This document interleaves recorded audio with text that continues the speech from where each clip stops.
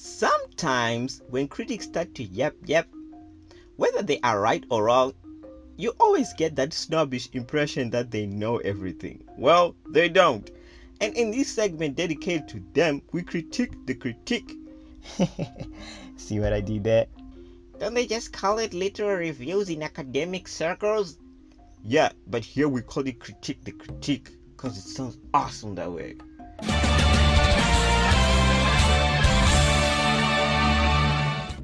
It's like Deadpool's 16 wall break. Yeah, in Critique the Critique, we assess not only the work of that artist but from the scope of a particular review written about it. So while I was creating this to-do summary for the novel Takadini, I came across this interesting article written by scholar Cuthbert Tagwirei that was very critical of the book in his article called Reinventing Alterity, the Women and the Albino in Takadini's Subtext. And if you don't know the book, where have you been? Where have you been living? Which cave have you been living in? Okay, but still, I got you covered. You can check the doodle summary on that book, then come back. If you did Takadini in your high school, I know you must be totally appalled by this and wondering, but who would hate on our sweet, beloved Takadini? I mean, that is like sucker punching a baby with a boxing glove, right? But I have to say, as much as I too gush about this classic Zimbabwean book, some of the grievances Mr. Cuthbert Tagwirei from University of Witwatersrand wrote in this article are worth considering, while some, of course, just to make you happy, not so much. So today, in addition to closely paying attention to the novel itself, we will delve into his critical article and assess some of these so-called flaws of Ben Hanson's classic novel, Takadini. Takadini, written in 1997, is lauded universally by most people for its fearless and heartfelt message on motherhood and discrimination. Despite this, Cuthbert Tagwirei's article is still especially critical of its portrayal of its women and its message on albinism. Hold on your horses. Just try to hear a brother out first. We're getting to it. In the first subtopic titled Re-establishing a Marginal Space for the Women, Tagwirei begins with attacking the patriarchal portrayal of its allegedly spineless women. The scholar is highly critical of its portrayal of its women. He argues two men are only seen as good as their breeding capabilities. After all, this is how the other wives made Sekai miserable because she couldn't reach this pre-established traditional pinnacle of womanhood. The article still goes on to outright blame our sacred heroine of the story, Sekai, for bowing down to the same patriarchal system she famously rebelled against. Tagwirei argues that she only changed the villages and criticized Hanson for not making Sekai independent enough such that she didn't try to fight the male-dominated system itself, but only had to run away and ask a different set of men in Musasa village for her emancipation. He writes, her objective is rather narrow, to save Takadini at the expense of her freedom.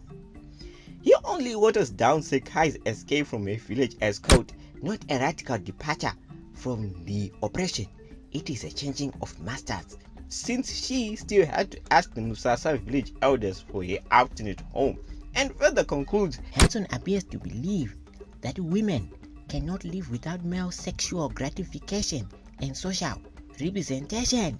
But still, that is kind of true for men too, eh?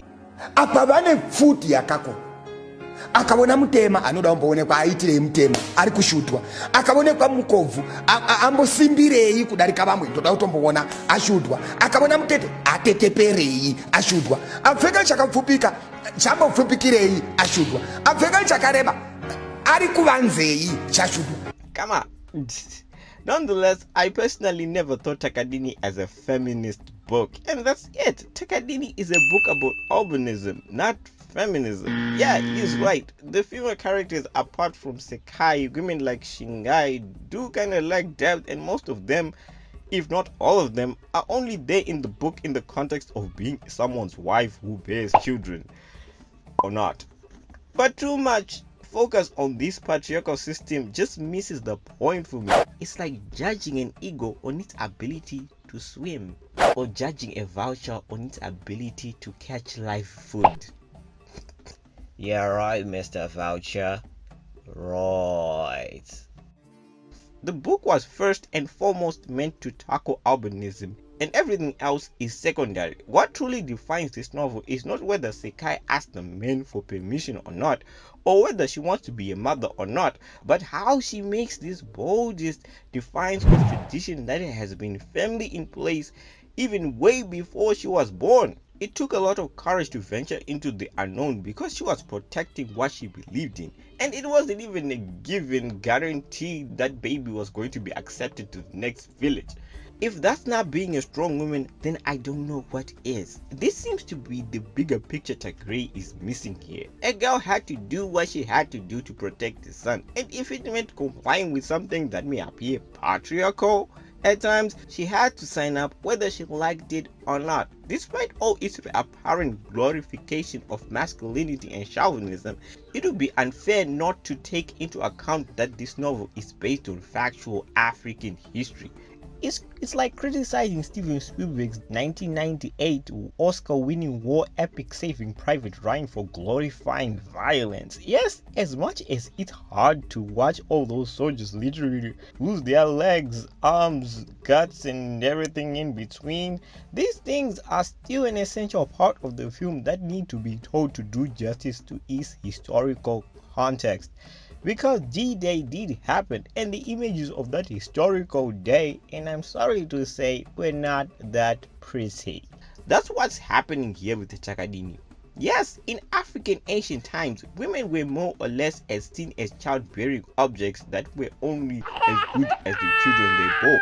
They could not speak up against their husbands. They had absolutely no right to sit at the elders' circle, and they sure as hell had no right to voice their opinions against tradition. And it's obvious every village had this kind of masculine setup. This is the patriarchal system Sekai was simply born into. She simply was dealing with the cultural cards Sekai was dealt. Did you expect her to go into the wild bush and build her own village and start her own life with all new resources from scratch? I mean, come on. So I don't think it's because Ben Hanson chauvinistically glorifies masculinity, but his portrayal was simply just the setting of the time. However,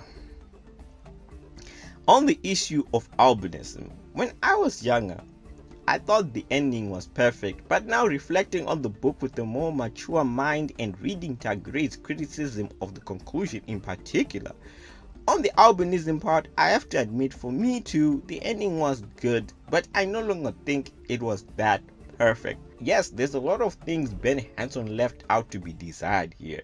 Tagwirei is a little more harsh as he goes as far as labeling the book an insult to the albino and a delusion to one who is not. Yes, though he sounds a little too stern, the man does have a valid reason to say this. I believe the social portrayal of the build-up to the birth of Takadini's first child is ironically, in my opinion, what first threw dirt on its own message.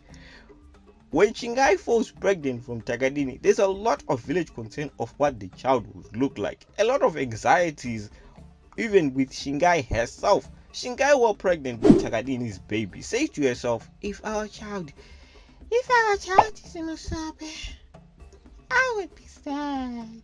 And later reassures herself that the child would be just like the other babies. This kind of implies that despite all that Takadini with the awesome mirror playing and Heart of Gold, his different appearance is still an issue even with his Bubu Kitty Shingai. This prompts Tagwirei to ask some of these really thought-provoking rhetoric questions here as he writes, should the albino then be accepted on the assurance that he or she will produce a normal child? Should the difference be tolerated only if it does not reproduce itself? Yes, so what would it mean if she had given birth to another albino?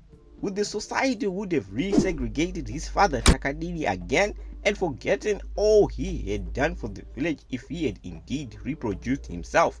Well, it seems so. In the text, and we are what side, which interestingly enough literally means to hurt someone in Shona. is the old midwife who delivers Shingai and Takadini's baby. Upon her first gaze of the baby, as she realizes that the baby is of normal appearance, Ambiarwadisai shouts to everyone, "It's a man-child! It is not a Musabe!" In this heat of the moment, meant to be a climax of celebration and reconciliation, one would wonder how Takadini, the father who is still a Musope himself and will also die one, would really feel upon hearing such a remark like this. Is she saying he is not a man? This is the part where I side with Tagwirei here, as the novel appears to rebel against its own message. Perhaps Hanson's message was that even albinos are just as normal and can give birth to normal children, which is true, but in terms of whether this ending is a message of inclusivity, I don't think it is. There's a lot that unnecessarily hangs in the balance here, because everything that Takadini has built for himself in his life is too much pinned on what this child would look like.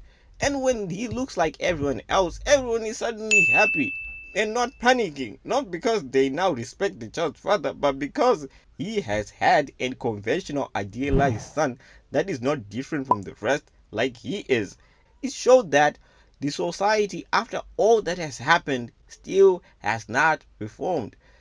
This is a delicate issue, but I think if these albinophobic remarks, if that's even a word, albinophobic, I don't know if that's a word, were scratched from the book and Shingai was prepared to accept her child unconditionally and ultimately even gave birth to another albino child, and the society accepted the child as it is, it would have been a much more powerful and fulfilling message of inclusivity and celebrating our differences. Me and Tagwirei don't mean to trash on your beloved childhood memories. We just want to give you a clearer, more level-headed perspective. But with that said, ending aside, there are still a lot of things to admire about this book. I still believe this is a classic book and its message is truly original as it is heartfelt, and these kind of works of art are truly one of a kind in African literature. But do you agree with me or Tagwirei? If you have any comments on this book analysis or Tagwirei's article, please don't hesitate to share your thoughts in the comment section. And as always, thanks for watching MeMsie Africa.